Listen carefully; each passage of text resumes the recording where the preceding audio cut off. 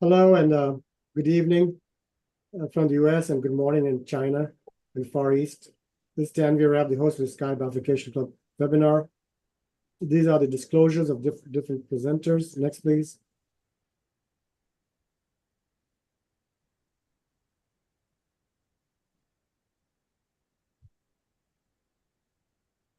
So we are very pleased and honored to have old friends and colleagues from Nanjing, from the Chinese Bifurcation Left-Main Summit. I started going there in 2015, and they're very gracious enough, particularly my brother Xiaolang Chen, who taught me how to do Deki Crush, and almost on a yearly basis, I went there and did cases with them, very complex left-main bifurcation cases, and they taught me a whole lot, and hopefully they can teach us today. We're hosting the webinar with them, and our presenters will be Dr. Zhengji Zhang, Dr. Zhen Ge, and Dr. Xiaoling Chen himself. Our panelists are Drs. Dawn Abbott and Kate Kearney, and our chat moderator is my young colleague from Emory and early care interventionist, Brian Kindia. So without much ado, I'll hand it over to Xiaoling Chen to get the session started as a moderator. Xiaoling, you're on. Oh, thank you. Okay. Thank you. Good morning, US. Good evening, US. Good morning, China. I appreciate Sky to provide this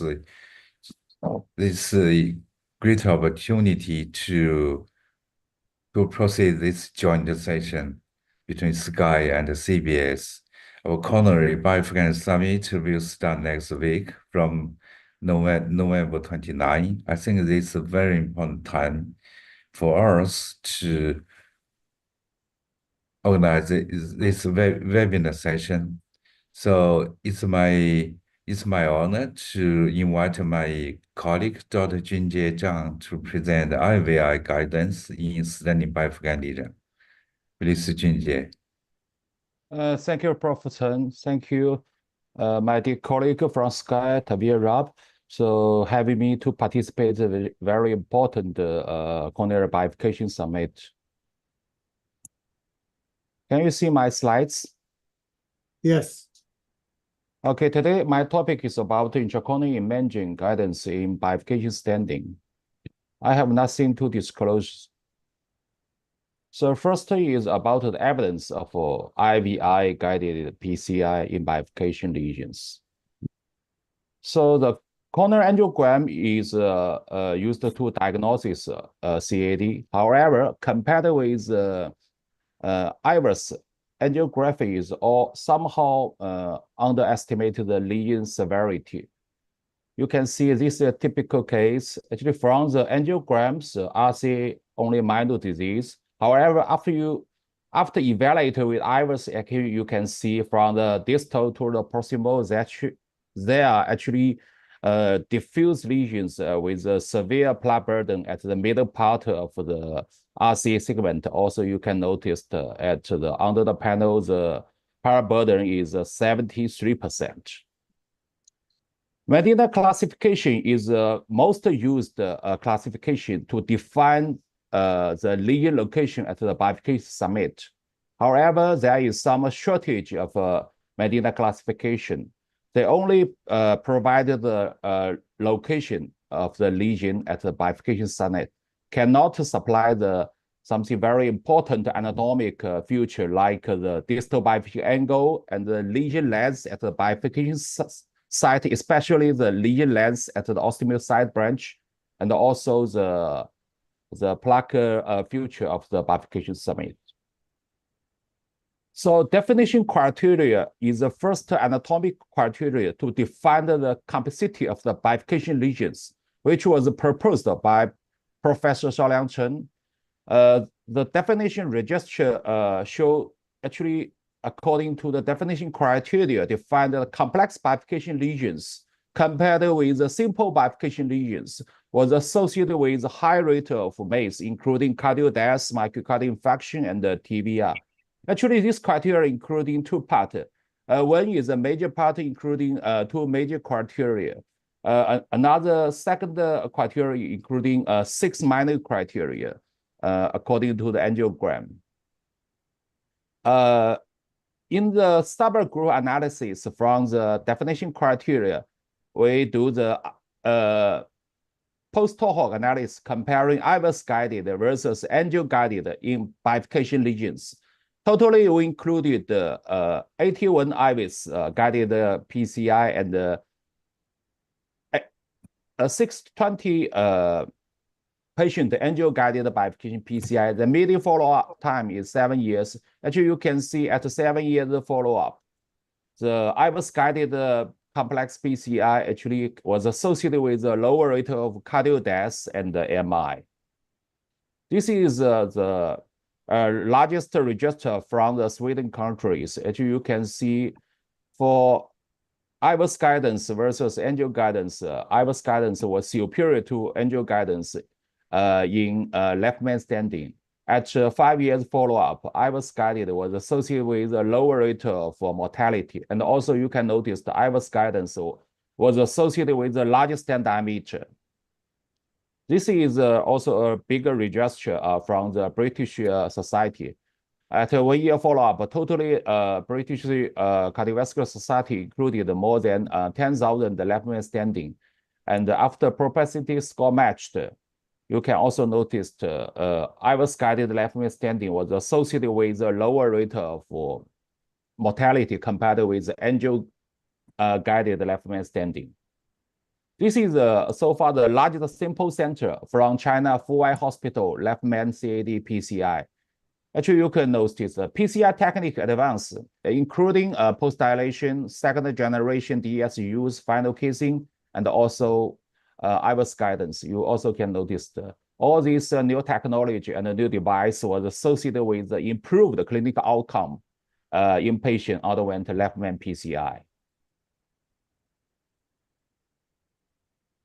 Ultimate trial is organized by Professor Xiaoliang Chen.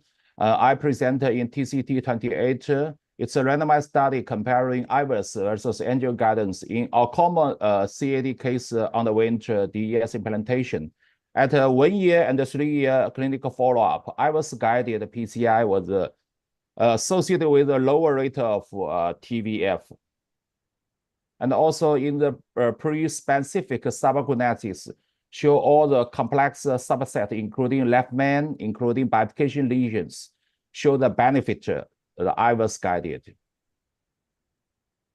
Recently, I think the most important intracorneal imaging guided bifurcation standing is October trial. This is a RCT study, totally included 1,020 patients, true bifurcation lesions. And also you can notice the side branch diameter is at least 2.5. 1-to-1 randomized either to OCT or angio guidance. So at 2 years follow-up, 24 months follow-up, OCT guided bifurcation standing was associated with lower rate of MACE, 10% versus 40%. IVUS ACCS study is another important randomized study. So far, I think the sample size is the largest. Professor Xiaoliang presented in this year ACC in Atlanta. Totally, this trial included 3,500 patients with recent ACS, randomized either to IVUS versus angio guidance. At 1 year follow-up, IVUS, the MACE ratio only 4%, significantly lower than the angio guidance, 7.3%. Also, you can see the true bifurcation lesions account for 50%. And the OCCUPY trial is also a very important studies from the Korea Society. Totally included 1,600 PCI cases compared with OCT versus angio guidance. You also noticed at the 1 year follow-up, OCT guidance was resulting in significant rate of MACE, including cardiac death, myocardial infarction, and the TVR. And in the OCT guided subgroup, you also noticed at the right side panel, so they should get optimal OCT guidance. Otherwise, if you only do OCT without treating the optimal result, the 1 year MACE rate is still very high. So recently, in 2022, Chinese Cardiovascular Society proposed the Chinese guidelines for PCI in patients with left main standing. The co-responder also is Professor Shaoliang Chen. And this guideline recommended the IVUS assessment prior, during, and post-PTI with one class and the level evidence is B. Also, OCT guidance in left main standing also recommendation is a 2A, the level is a B. And recently in this year, 2020, for ESC guidelines, according to previous randomized study and the biggest sample size register, recommended the intracorneal imaging guidance by IVUS OCT is strongly recommended for performing PCI on anatomic in complex lesions, in particular left main, true bifurcation, and the lung lesions. So next part is how to do the IVUS or OCT guided PCI. Actually, the intracorneal imaging guided bifurcation standing actually should not only the final result, but also pre the procedure and during the procedure, and of course, which can be used to detect the stent failure during the follow-up. This is the joint consensus on the use of OCT coronary bifurcation lesions by European or Japanese bifurcation clubs. Also, this you can notice this consensus input during the stent implantation, the guidance of position of the wire toward the side branch is also a very important recommendation. So there are some predictor of the side conclusion by the OCT imaging, including high lipid content of the main vessel and the lipid plaque contralateral to the side branch, and also a narrow carinae tip angle less than 50 degrees, and a short length between the proximal branch point to the carinae tip, which less than 1.7 millimeter, and also the calcified plaque in the main vessel. In terms, I think for bifurcation, left main bifurcation is a very, very important subset. So far, we have several criteria after left main bifurcation PCI. So one is from our colleague, Korea colleagues, they proposed the 5, 6, 7, 8 criteria at early days. Now, after Excel and the Nobel trials, the criteria was improved, at least for ostial side branch 6, ostial LAD 8 millimeter square, and for left main, distal left main should at least 10 millimeter square after left main standings. However, there is no OCT optimal criteria for left main bifurcation currently. DK crush trial is undergoing trial, which was proposed by Professor Shaoliang Chen. It's a randomized study. This trial were totally included 556 patients with complex bifurcation lesions according to the definition criteria, randomized either 1:1 to IVUS guided DK crush versus angio guided DK crush. The primary endpoint was 1 year TBS. Also, you can see in DK crush 8 trial, we proposed the optimal criteria for DK crush in IVUS group. For left main, after DK crush technique should at least 6, 7, and 10 millimeter square. For left main complex bifurcation treated with DK crush with IVUS guidance, the minimal stent area should at least 655. So let me show you one case. You can see it's a typical chip case presented with non-STEMI with poor REF. The angiogram shows it's a typical left main and the LAD diagonal complex bifurcation lesions according to the definition criteria. Long lesion and the significant narrowing at the side branch. So before procedure, we evaluate with IVUS imaging and to decide the lesion prepare method and the stent diameter and the stent length. So this is a angiogram after DK crush guided the IVUS guidance, guided with IVUS. So then we switch to deal with the distal left main. Also, we check with IVUS before standing. So you can see the left main is a huge left main diameter is 5.0, circumflex is 3.5. So according to the IVUS imaging, we also perform DK crush. For the distal left main, this is the final angiogram, looks perfect. And of course, we will check with IVUS. For middle LAD at least 6.8 millimeter, and the ostial diagonal 5, ostial circumflex, ostial LAD 8.8, ostial circumflex 6.6 and the distal left main 15. It's a optimal result according to DK crush 8 criteria. So optimal IVUS guided result at the 1 year annual follow-up, there is no any instant restenosis and the patient was active and no symptoms. So October trial is a very important OCT guidance bifurcation studies. Actually, it's included the big side branch and the complex bifurcation lesions. OCT guided strategy, there were 3 aims, including adequate vessel and stent expansion. Secondly is the full stent apposition, and thirdly is optimal lesion coverage. Actually, there is a detailed protocol according to the OCT trials, including the pre-standing after pre-dilation OCT guidance. Very important. After membrane standing, OCT were to check the wire position. It's very important. And also, after standing, finally we will check the OCT to detect if this achieves the optimal result. So let me show you the OCT case. Actually, it's a typical simple bifurcation left main standing. After main vessel standing, there is pinched at the optimal side branch. So we check the OCT. Actually, there is no significant lesions, only 2 layers for stent structure at the optimal side branch. Then we revise the circumflex and recheck the OCT. You can see the wire is just protruding into the circumflex at the middle cell. I think from OCT, it's the right cell. And do the kissing, and this final angiogram, and also check the OCT. Actually, you can see there is no any stent structure cover the optimal, and then stent structure position is quite good. So finally, I would like to introduce the Chinese guideline for PCI in left main standing. For any true bifurcation, left main bifurcation, I think according to the definition criteria, if the complex bifurcation lesions, according to the DK crush theory RC studies, DK crush was mandatory.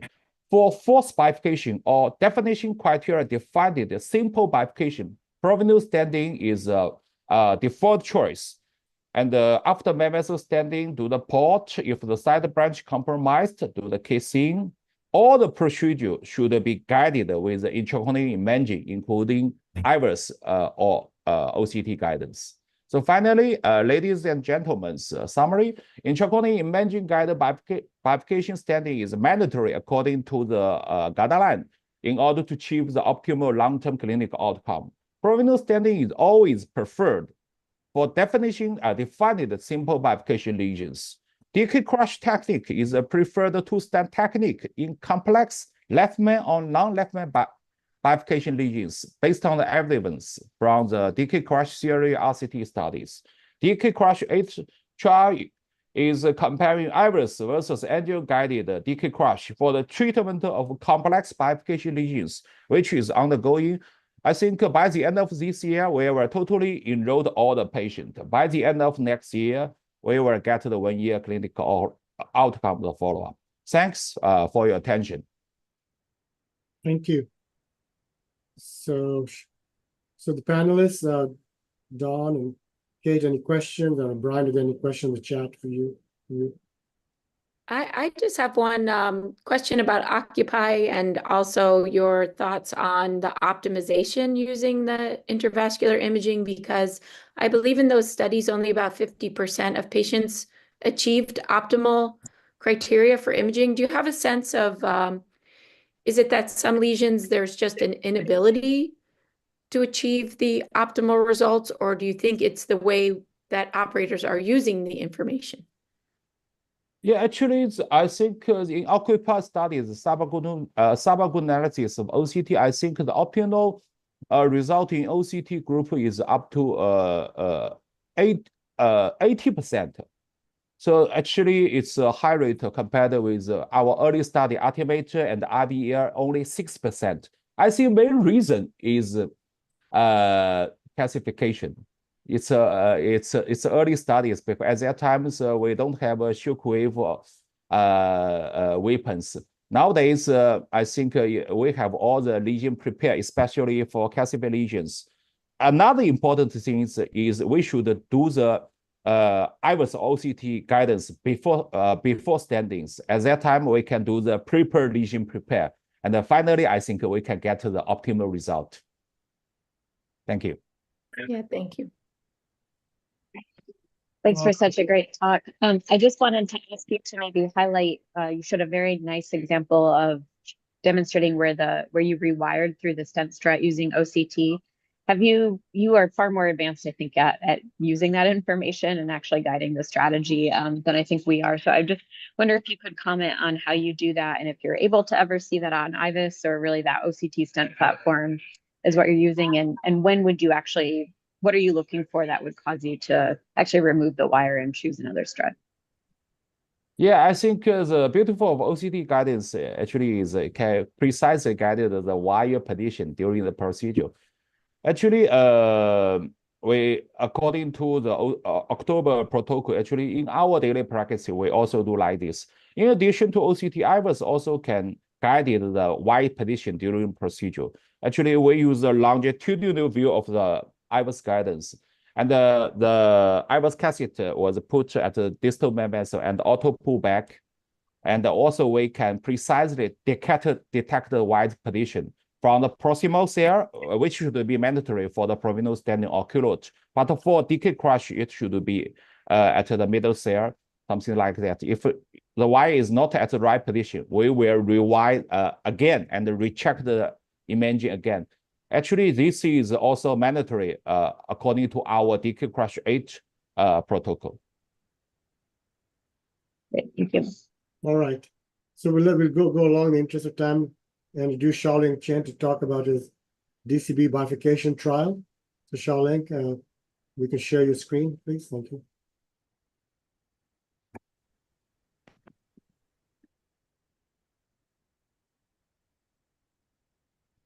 Can you see my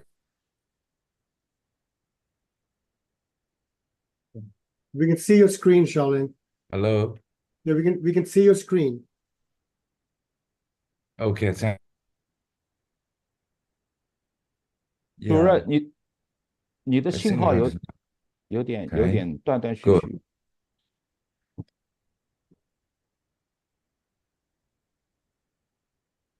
Yeah, I'm apologize for the low quality of Wi-Fi. Actually, I'm right now in another city for a conference, so I feel the connection is unstable. So I'm going to talk about the drug-coated balloon angioplasty for side branch during provenance landing technique. This is a prospective multi-center randomized DCB. I no more to disclose the background. Basically, provenance landing technique is recommended for greater majority of coronary bifurcation lesion. The following the side branch standing is often required, also leading to results. Drug-coated balloon DCB for the side branch, which however, the benefit of DCB for coronary bifurcation still remains unclear. So this is the aim of this trial to investigate DCB compared with a non-compliant balloon for the pinch branch improves the clinical outcomes of provenance landing technique in patient with simple but true coronary bifurcation lesion defined by definition criteria. So these are major inclusion criteria. So we include age 18 years of a patient present silent ischemia, angina, or 1 week acute myocardial infarction. So the reference vessel diameter in both side branch and main vessel minimal 2.5 millimeters. So the baseline diameter stenosis minimum 50%. The key, very important point is the side branch lesion length shorter than 10 millimeters by visual estimation. And also, for the conduction of this trial. So after prominent stenting take the stenting vessel, so it also shows side branch diameter stenosis should be minimal 70%. So right band show the short side branch lesion length, and after stenting vessel, so the side branch diameter stenosis minimal 70%. This is a key point to include the patient in the trial. I think there are no more specificities for major inclusion criteria. Basically, patient with resistant aortic lesion will be excluded from the trial. Another thing is that a severe calcification requiring rotation hysterectomy, all patients have a unstable hemodynamic will be excluded too. So the primary endpoint was a 1-year composite of target lesion failure, TLF, including cardiac death, target vessel myocardial infarction, or clinical-driven TLR. Secondary endpoint included target vessel failure without the procedural myocardial infarction, individual components of the primary endpoint, TVR, as well as stent thrombosis. So the estimated 1-year rate of TLF in the prominence landing with a non-compliant balloon for the side branch will be 17%.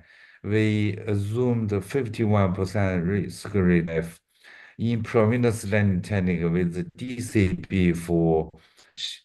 So finally, we included 784 patients with simple but true coronary bifurcation lesion in this study.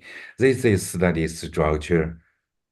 In general, the study was conducted in 4 countries in 28 sites, including China, Italy, and Indonesia. So from the study flow chart, you can see from a total of 1,231 patients with a true coronary bifurcation lesion. So 373 patients were excluded. After stenting main vessel, so the 784 patients, the inclusion and the exclusion criteria, and finally randomized to DCB, and in the DCB group, 10 patients did not, DCB was not used in 10 patients, but in the NCB group, DCB was used in the 4 patients. It's a primary operator decision. So finally, we performed intention to treat ITT analysis. So this is the standing procedure and the technical flow. So in general, 2 wires in my vessel branch, we forward by port. So after port, if the ostial side branch diameter stenosis is minimal 70%, so patient will randomize to NCB and the DCB group. So in the DCB group, immediately after stenting main vessel, we need to use NCB to dilate the side branch and to dilate the stent struts, followed by DCB angioplasty, followed by a kissing balloon inflation, final port. A very important thing is that after the dilating side branch, if the TIMI flow less than 3 or the presence of type B or type C dissection, so the second stent will be required in the side branch. I think this is a brief introduction of the prominence landing technique with either DCB or NCB group. So as a randomized clinical trial, there were no significant difference in terms of the baseline clinical characteristics. So from the table, you can see diabetes was seen in almost 36%, and most patients present, almost 60% of patients presented unstable angina. So the remaining 30% presented acute myocardial infarction, including non-STEMI as well. Multivessel disease was seen in 75% of our patient, most of the lesions are classified by Medina 111 or 011 greater than 93%. So an unprotected distal left main bifurcation lesion was in 15% of patients. Mostly PCI was performed from transradial approach. Predilation for side branch was required for 20.5% in the DCB group, non-significant to the 17.3% of the NCB group. According to the study protocol, patient for side branch was not recommended routinely used for patients including in the trial. But according to primary operator decision, some side branch was very, very critical disease. So this is why high rate of predilation for side branch in both groups. After study main vessel port was performed in greater than 87% of the kissing balloon inflation after side branch balloon was performed greater than 76%. I think another very important point is a very low rate of crossover from provision with one stent to two stent technique. It was only 3.8% in the DCB group, very similar to 3.3% in the NCB group. This is the primary and secondary endpoints table show the at 1 year follow-up, the tighter lesion failure was 7.2% in the DCB group, very, very lower than 12.5% in the NCB group with very significant p-value. From the table, you can see there was no significant difference in terms of the cardiac death, TLF without PMI, peri-procedural myocardial infarction, and also clinical-driven TLR. But on the other hand, you also can see the tidal vessel myocardial infarction was 5.6% in the DCB group compared to 10.9% in the NCB group, mainly driven by high rates of spontaneous myocardial infarction in the NCB group.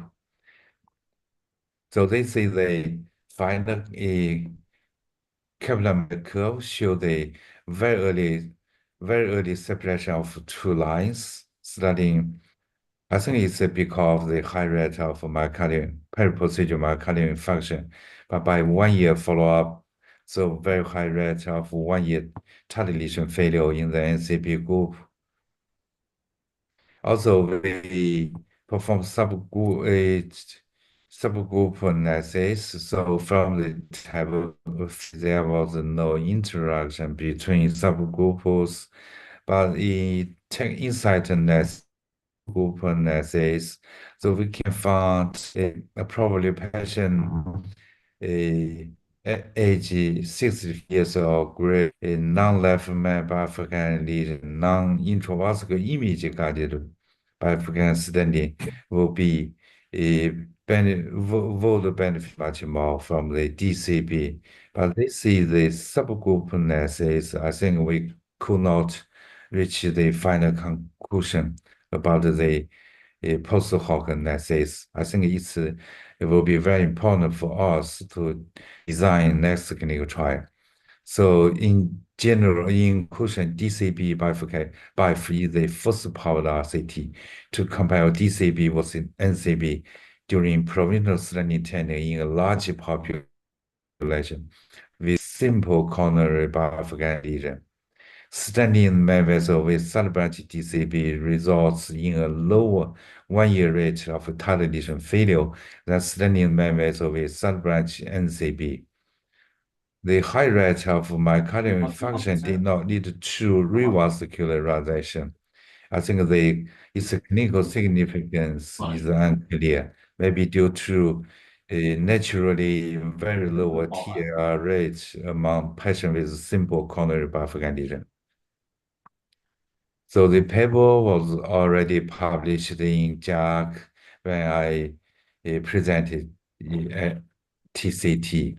So thank you very much. Thanks for your attention. Thank you to very tell much. me I finished my presentation. Thank you. So panelists, Brian, any questions or comments?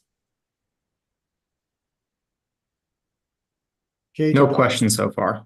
Okay. Yeah. Well, congratulations on the trial. I think Good. it's a hot topic, the DCB, and particularly for bifurcation. And it's difficult to design the trials. And I'm interesting, there's two schools of thoughts, right? Hi, Dr. Cohen. DCB is the last application, but in your study, you went back after. Yep, so Laura's actually going to have to run. How did you decide that? Run the bifurcation meeting, and she will not be able to get on. Alan, can you mute until yourself? Alan? 45. Alan, can you go on So silent? that's when she's gonna start doing. Alan, can you mute yourself? Yeah. Okay. Sorry.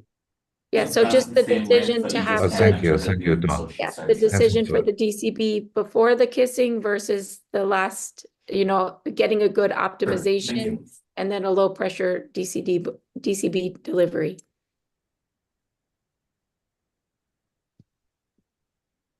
Yeah, actually,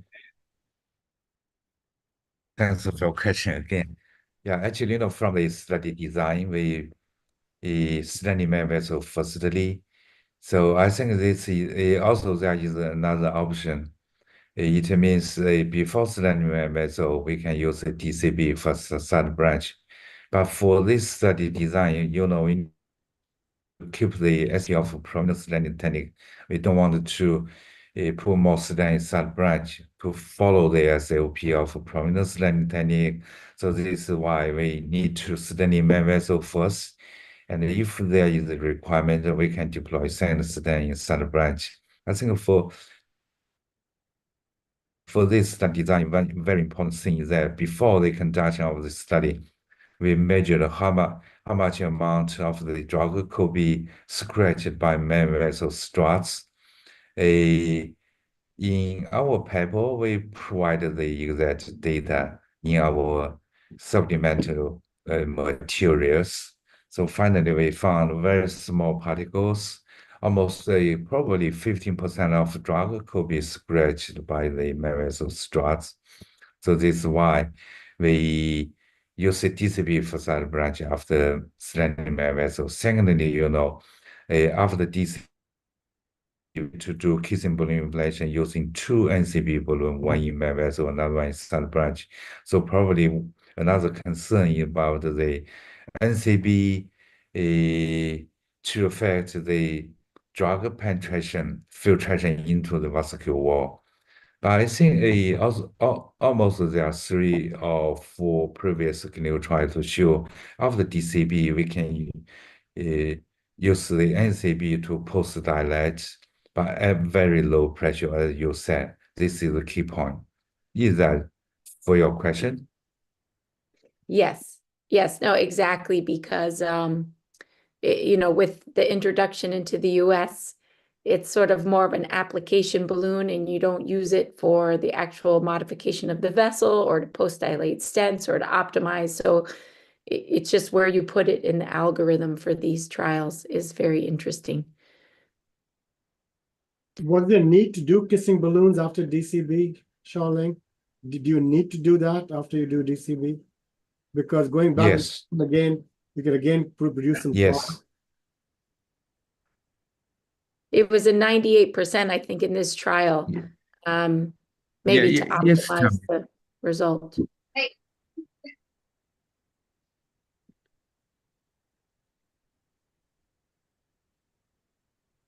And do you have any theories unstable where connection, probably I missed the.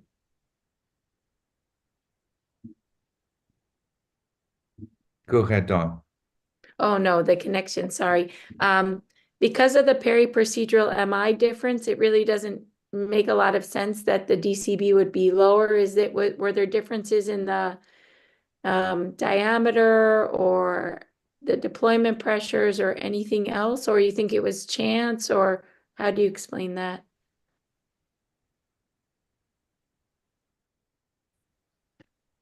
Yeah, I think a low MI rate in DCB group is multifactorial. I think one thing is that, as you said, probably we inflate sub-branch using DCB at relatively low pressure. I think this is one. Second one, I think probably is because we use the polytetraleutin balloon. So from the previous experimental and clinical trial, both reported low rate of myocardial infarction after DC capacity. But I think we still need more basic science and clinical trial to confirm our findings. Okay, so in the interest of time, Charlene, go ahead and introduce the next speaker.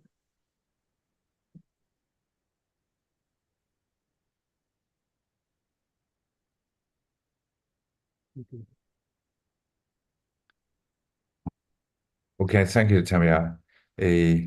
I cannot hear you clearly, but I guess fine. I assume now fine. is the time to invite Dr. Zheng Ge.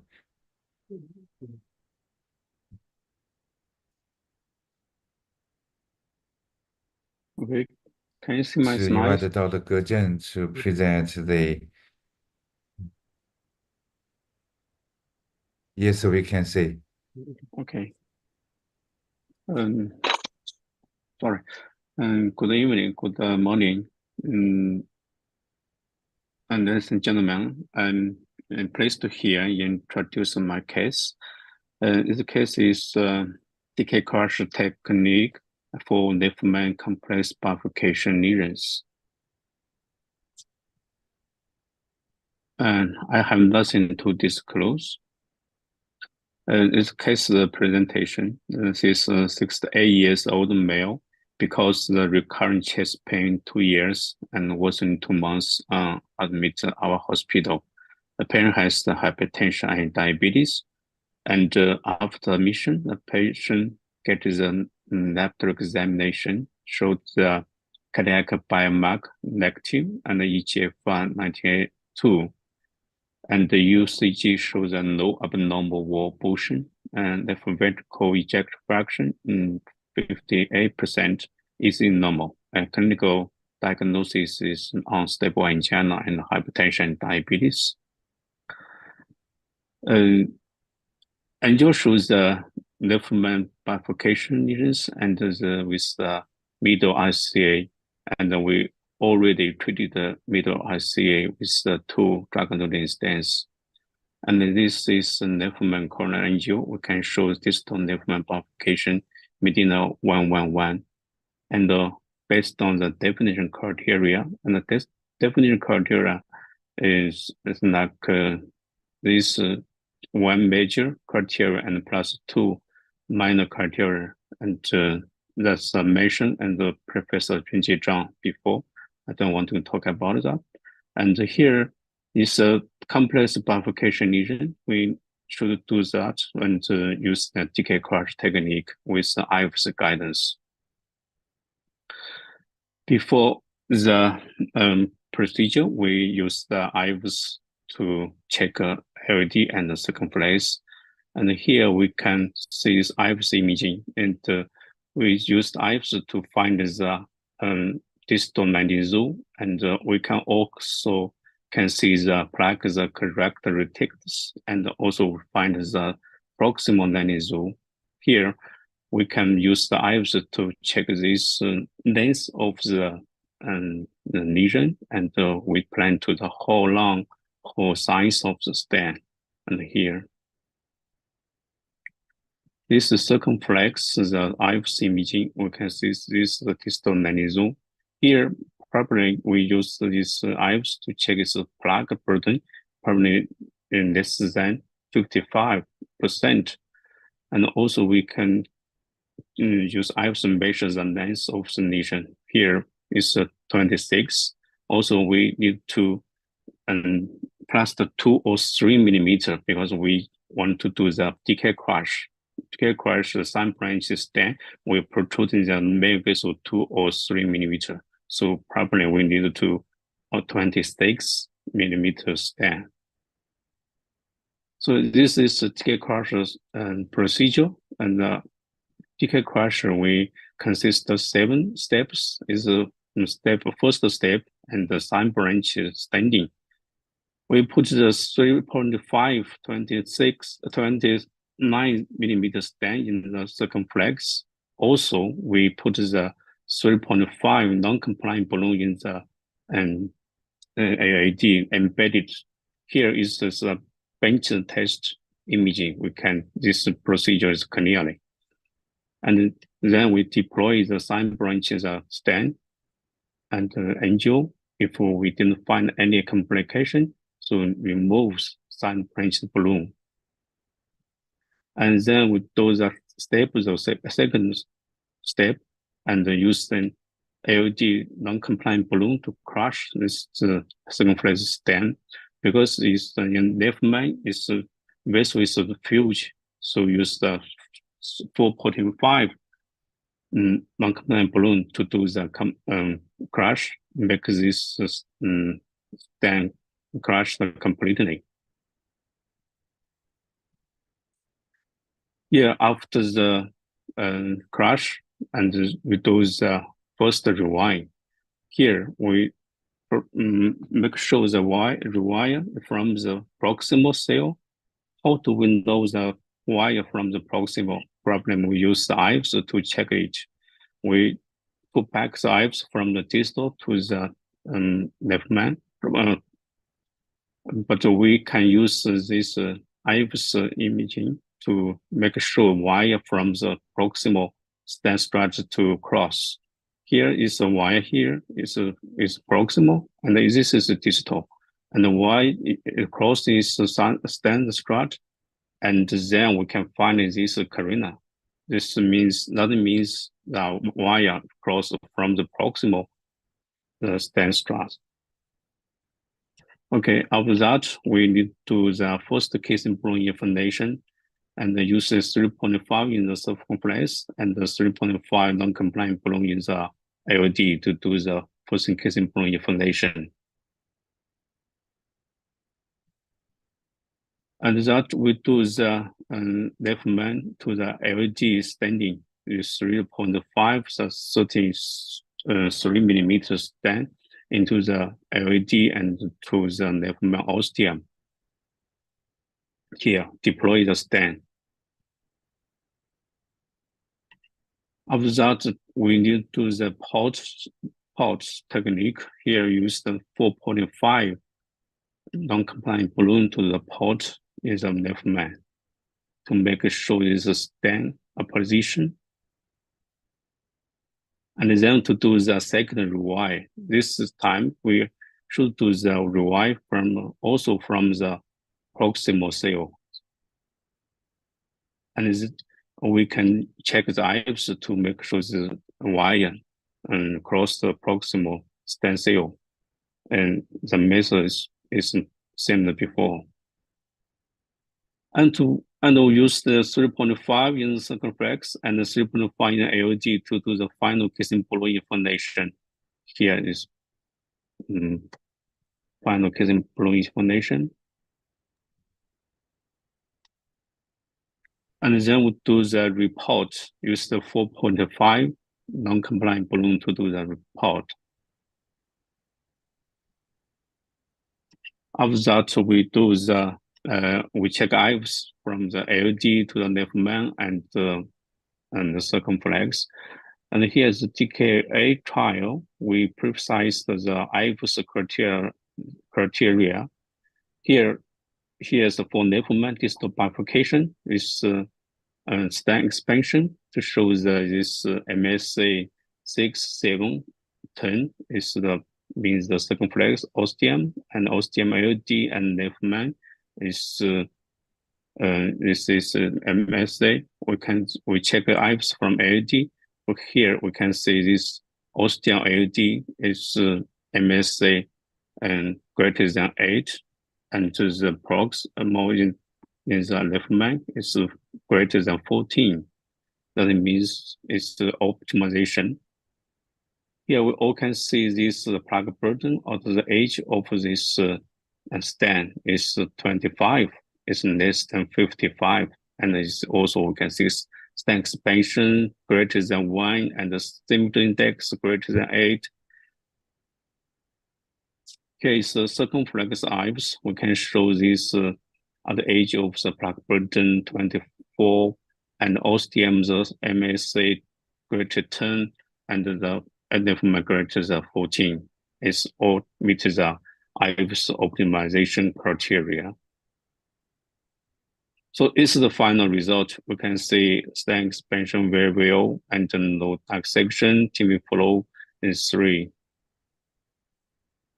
Also, the patient gets the 3 years follow-up. Here we can see the Nefman, circumflex, and AAT stent no significant restenosis. Also, we check the RCA's angio and no stent and restenosis. Oh, ladies and gentlemen, this is take a home message. DK crush and consists of 7 steps: standing side branch, main vessel, balloon crushing, and the first kissing, and standing main vessel pot, and the final kissing and report.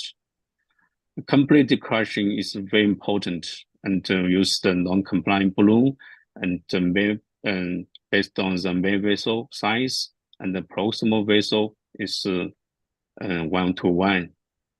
And typical of the rewind side branch, and then the rewind always using the proximal cell stent, and we use the IVES to check it to make sure the wire from the proximal cell. Always sequential post dilation with a non-compliant balloon before kissing balloon inflammation, and 2 times and then pot is mandatory. And I've defined the criteria for optimization. DK crush probably gets the more clinical benefit. Thank you for your attention.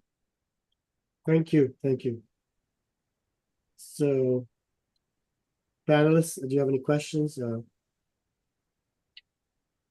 I wonder if you could go into a little bit more detail about the rationale for the, where you're recrossing for DK crush, because I think that's one thing I do see some variation in practice, and in particular, the second recross for the side branch about how proximal, because if you're too proximal, sometimes people have kind of an error gone abluminal around the stent, perhaps in the, in the left main, for example.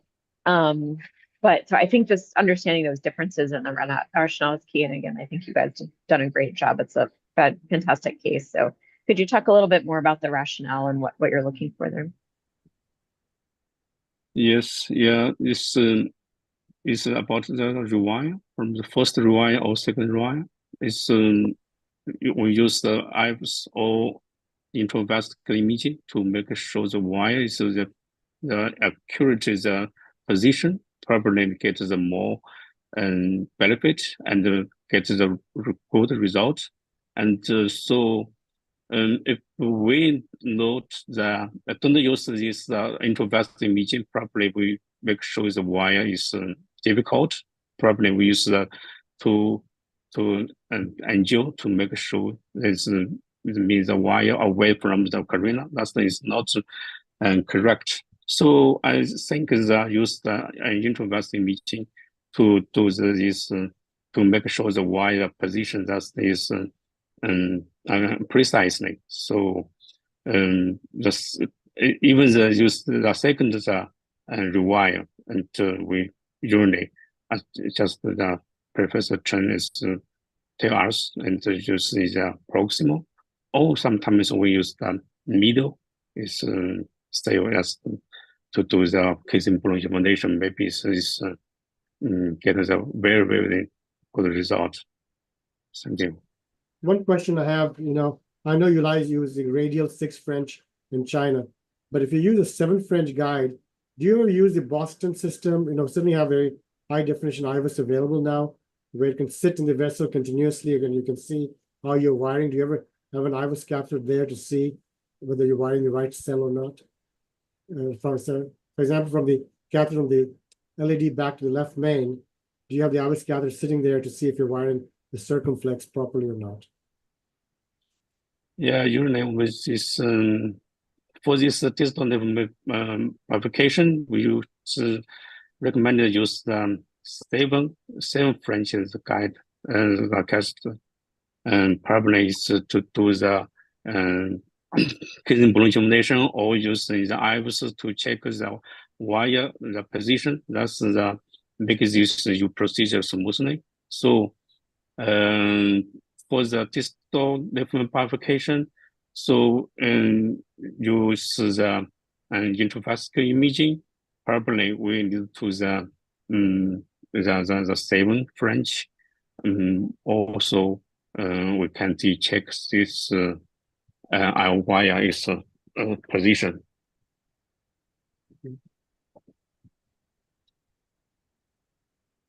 Gage or Brian, any comments? No, it was a fantastic case. I think you went over the rationale and steps very well for everybody to understand. I appreciate it. Junji, do you ever keep a live IVUS catheter there while you're wiring? Actually, we can, yeah, simultaneous put the IVUS cassette as a at the proximal of a POT and the rewiring guidance. Actually can, yeah. Particularly the Boston system and the others high definition IVUS, you can see things really quite well. In OCT, you have to go back and forth, but I think your catheter sitting there.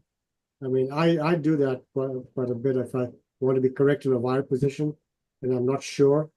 I'll leave the catheter sitting there, the confluence, to see if I can wire the stent struts correctly.